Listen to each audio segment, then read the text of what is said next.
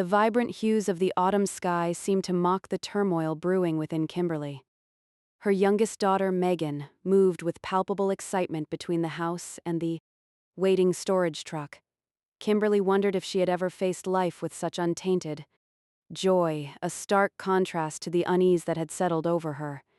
At 52, the simple joy that once defined her life felt distant.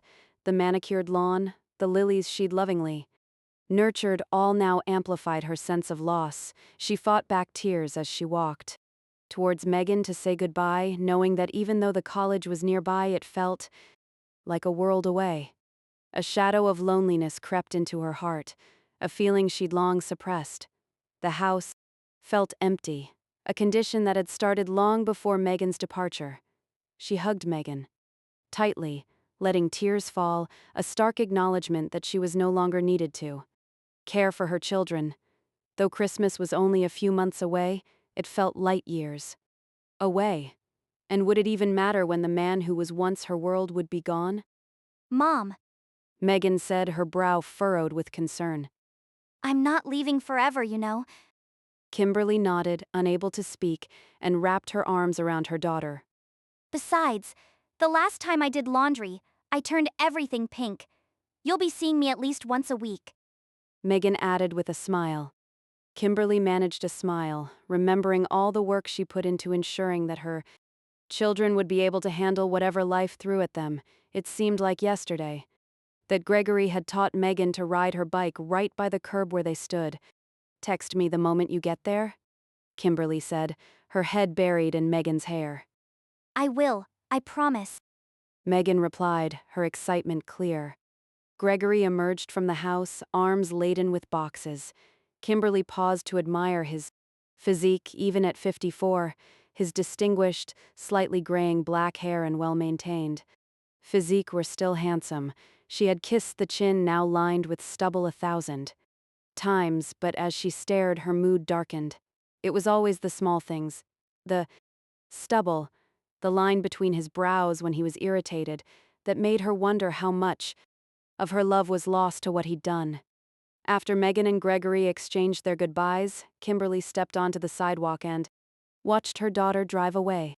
Gregory put his arm around Kimberly's waist, a gesture that usually thrilled her.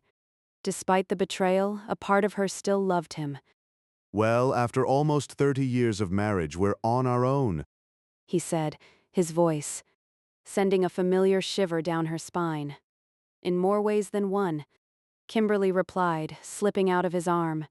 She walked straight to their bedroom, wishing once again that they had separate rooms. She hated him sometimes, but he never failed to make her desire him. The weight of his lies and betrayal had dulled that desire, however, leaving her feeling hollow.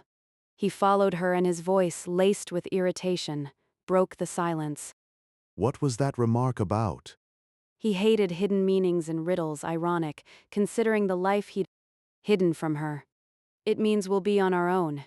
It means you'll be on your own in this house, and I'll be on my own at the hotel I'm moving into today."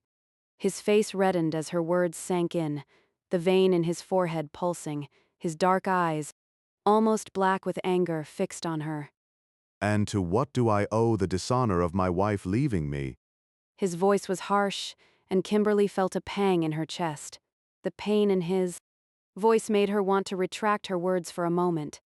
"For 2 years, I've watched you lie in bed with another woman, all while I tortured myself, hoping you'd change."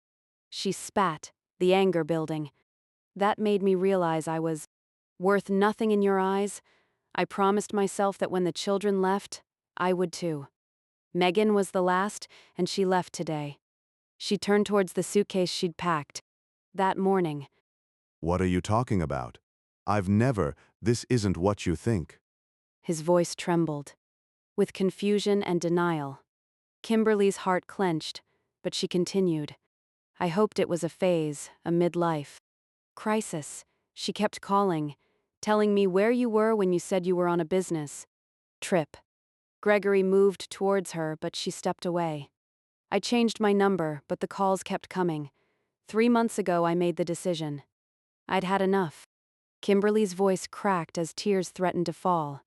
The children have left, and now so have I. Gregory's face showed shock, his mouth agape. How could you not come to me? Did you have so little faith in me, in us, to believe a lie? Kimberly, look at me. She stepped away, every step more painful than the last. I can't. Goodbye, Gregory. She fumbled with the doorknob, tears burning her eyes, and walked out of the room, not giving him a final glance.